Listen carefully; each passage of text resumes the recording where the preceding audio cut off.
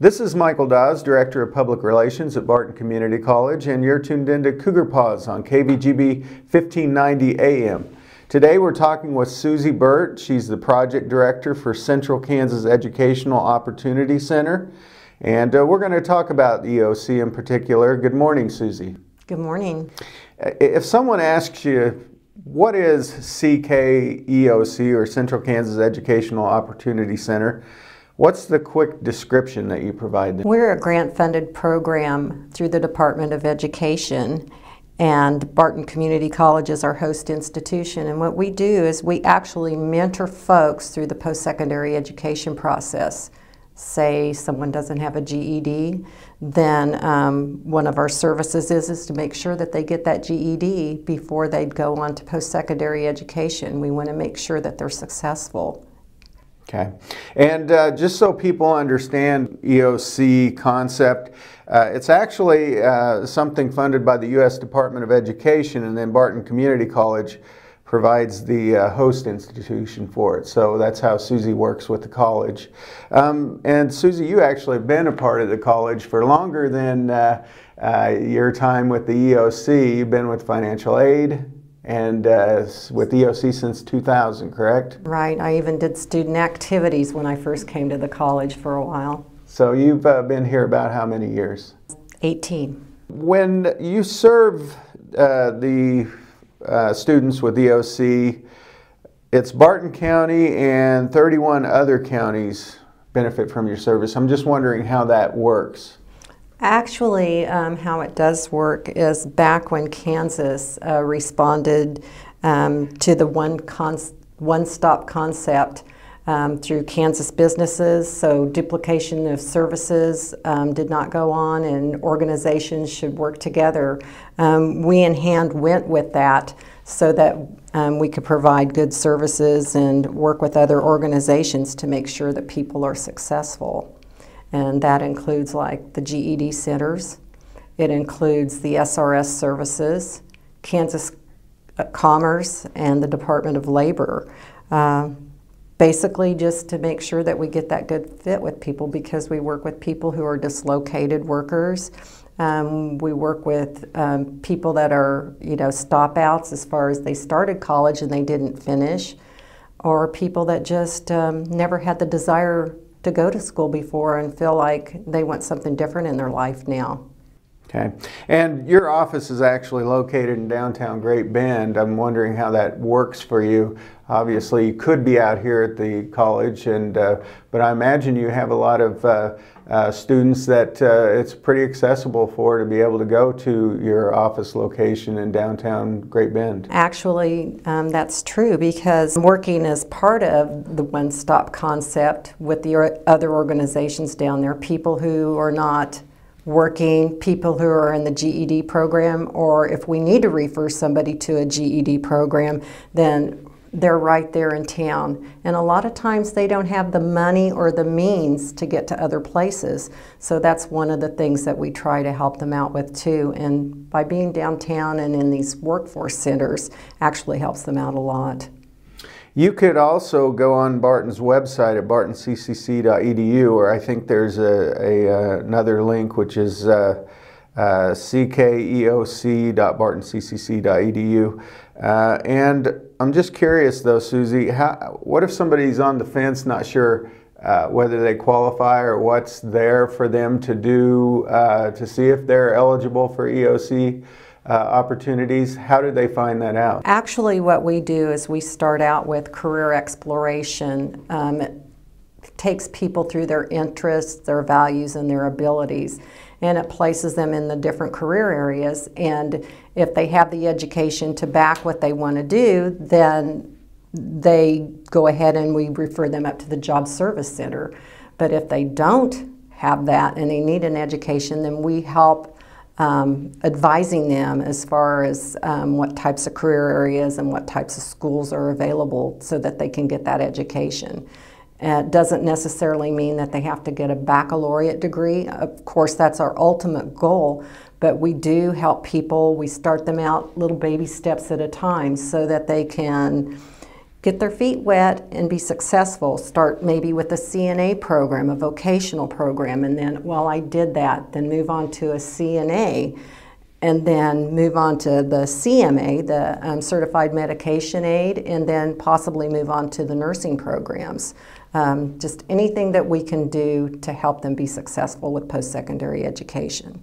I would imagine, since you've been a part of EOC for so long, that there are success stories, what have you, but beyond that, I would imagine word of mouth marketing finds its way where these students end up on your doorstep just because of the success that other students have had, and the way they recommend your EOC to other people who are wanting to get ahead in life.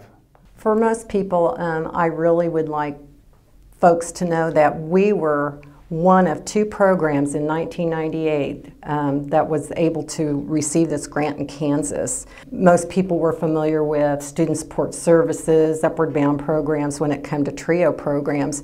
And with us, the Educational Opportunity Center, serving adults 19 years or older, people were not familiar with that, even educators across our target area. So we had to really hit the pavement and talk to people about this, and it seemed like it was difficult at first, but as time went on and the word of mouth got out, then everyone started coming in. Now we can hardly keep up with everything because we do serve 1,000 people a year. We're discussing Central Kansas Educational Opportunity Center with the program's director, Susie Burt. Susie, you mentioned 1,000 people coming into your door. That's actually to keep the grant, I understand, but you guys actually serve more than 1,000 people annually. Can you go into how that works? Basically, that target area that we do cover, we all provide workshops, meet with groups. We work with several, like I said, of the adult education centers that are providing GED services to people. And with that, we target those types of agencies. We work with corrections and those folks to try to help them out to providing workshops, giving them some type of idea of what types of careers are out there in the area, just to help them get through things.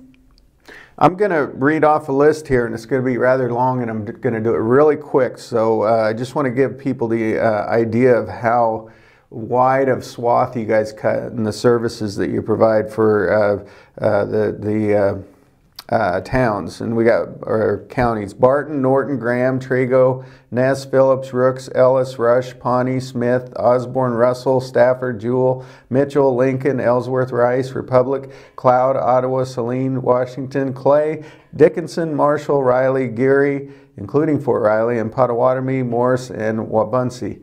That's quite a large area that you guys cover. So how do you make sure that that happens every year?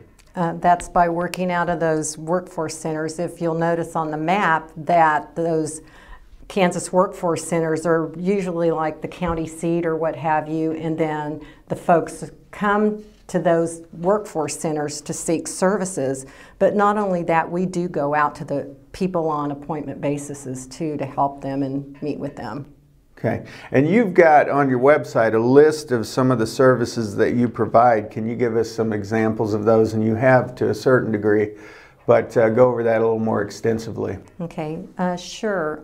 I kind of like to put it this way, is that, like I said, we mentor people through it, and the services that we do, we go through the career exploration, as I told you before, but then once they figure out the career, we go from there and we do school searches, and then scholarship, financial aid. We provide financial aid services with them. All of our advisors are trained in financial aid to be able to help people with their FAFSA through the government. That's the free application for federal financial aid, and that's a big issue with a lot of people. They have a lot of problems with it. So we take them step by step through that. And then from there we move on and we'll do the campus searches or the school searches, and we'll take them to that school anywhere in the state of Kansas. Do keep in mind that the school that we work with the most is Barton Community College. That's up at Barton Fort Riley too, and then here in Great Bend, because basically that's where a lot of people, you know, they they live around those areas. I can imagine that people are wondering, with that wide swath and the number of services you provide, what kind of staffing are we talking about that makes EOC happen and make sure we hit that 1,000 every year and bring that money into our community and help those individuals in our economic area? Actually, we only have 6 staff members, and we have one car that we all share. So it can be difficult a lot of times to reach out, but everybody works together, and it just is, it's great. We have a good team, and we make sure that we meet all the needs. Up in our Junction City office, our coordinator academic advisor, he drives his own car to go meet with people, and he goes back and forth to Fort Riley from Junction City Workforce Center, and then also to Manhattan a lot of times. But it's just a great effort from everybody. And I know that this actual program has been in existence since 1998, but you guys, you mentioned that you know, at first it was just a trickle, and it was hard to get people in the door. Now you're, you know, covering this whole area and meeting a great need and servicing over 1,000 a year. So how did that occur? Was it incremental each year, or when did all of a sudden this rush of people need this? When was there that huge demand where our services caught up with the want and the need to get those services from you? Well, I would say it was probably about 9 years ago that things really started coming together for our program. I think what helped us out too is when we added more counties, because then we were able to serve more people. Does that, you know, the distance factor, now you got people located in Fort Riley, Junction City area, but has the web or technology played a factor in that as far as being able to reach more individuals in the way you do your jobs? Oh, it's been wonderful. Through Barton's IT department, they've helped us with getting a database where we aren't traveling back and forth to put data together. When we're doing reporting or working with people or what have you, is we're all connected together on one database, and it helps us do our jobs a lot better, which frees up time for us to work with people. So that's a great thing. And then, you know, you have to wonder, obviously we've been through the quote-unquote Great Recession, and we're still obviously working toward a healthy economy. Do you notice that there's an influx of people, or is it about the same no matter what the economic environment is on a national level? Economically, I do think that it does make a difference. In the last few years, it has fluctuated to where we are serving a lot more people. So you do see that there's that correlation with what happens on the national Exactly. level. Okay. Exactly, and around, you know, our area. I might mention, Susie mentioned TRIO programs, and so for our listeners that aren't aware of what TRIO programs are, they include 8 outreach and support programs targeted to help disadvantaged students progress from middle school to post-baccalaureate programs. So that's what EOC is, one of those programs. Susie, let's talk about, you mentioned the fact that we were one of 2 that initiated EOC. Back in '98, who's the other? What's the other college that actually is a host site, or was an original host site for EOC? In 1998, it was KU. They applied also for the grant, and so did Barton Community College, and we both received that grant. So we were the only 2 in Kansas. And I understand now that there are actually 3. So it's not like people are beating down the door to become an EOC host site for this program. So Wichita State's the other host school for that, right? Correct. They applied during the next grant competition, which was, the competition began 4 years later, but everyone received their grant in 5 years, with the 5 years. How do you work that out?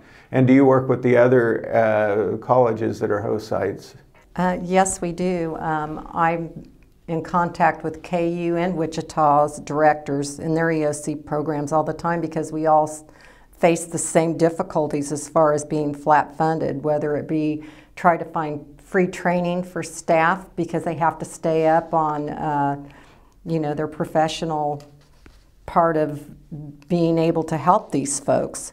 But not only that, it's you know, the large area that we travel, it's extensive and it's expensive to try to reach out to those places. But we've done it. We all pull together as a team and make sure that there's no one that's left behind.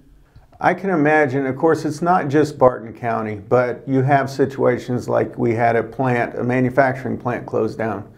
All of a sudden you've got a huge number of displaced workers, or there's some other event that occurs, and the next thing you know, they're looking for places to go to get it started all over again. It's wonderful to have this kind of program in your own backyard that you can go to for resources and for expertise. Do you find that, does that happen when events like that happen? Yes, it does. And back to that one-stop concept where we're down at the Kansas Works building, that we all work together to help those people collectively. If they need unemployment advice or job advice, then we can refer them there. If they need a GED before they could go on to post-secondary education, we're just all right there working together to make sure that there's going to be success for these people. And you'd be surprised, people that maybe have worked a job for 18 years or what have you, and they're faced with being laid off from a position and they have nowhere to go. But a lot of times they come in and we find out, well, that isn't really what I wanted to do all my life anyway. So we help them with that, and they get real happy about it. You've been in for a decade in this position, so I'm sure you've got some success stories. Does anything come to mind as you look and really stand out, as you can remember somebody benefiting hugely from your program? I do. In fact, I know of two gentlemen that have been through our program, and both of them had to quit their jobs because of health problems. It's something that they couldn't do any longer, and they came in just distraught, not knowing what to do. Their doctor saying that they had to quit their job. Well, we helped them find out what they actually wanted to do, and both of them went on from Barton and went on to a four-year institution. One gentleman is still in the process of, he's going to do sonograms on hearts, because that's a big issue with him because he'd had a heart transplant. And then the other gentleman, it's taken him a while too, but he had health issues, and the same thing. He found a job that he really wanted to do, IT. And he's just finished this last semester at Fort Hays. We're real proud of that. We have another family. There was a gentleman that had lost his job, and he came in. Nursing was his thing. So he went through the Barton program out here and got his nursing degree, and they lived real poor for quite a few, for a few years. And then once he finished, his wife got the incentive and she got into the nursing program. She has her nursing degree, and during that time she was in, her daughter also started the nursing program. So it was a win-win situation for all of them. They lived poor for a while, living on financial aid or part-time jobs, but just really exciting when you see those things. And I want to add, it's a win for the community, because these are positions, skilled positions that wouldn't, these individuals wouldn't be in the community doing otherwise, except for they got their head start at EOC.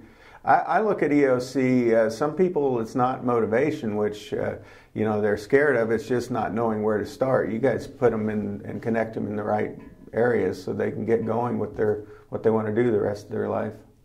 We sure try to. Of course, we can't make that decision for them, but we try to provide them all the tools to help them figure that out. And that is with working with other organizations too, or with the other schools, okay, whether it be vocational or associates or a baccalaureate degree. Very informative, Susie. That concludes Cougar Pause for this week. This is Michael Dawes signing off.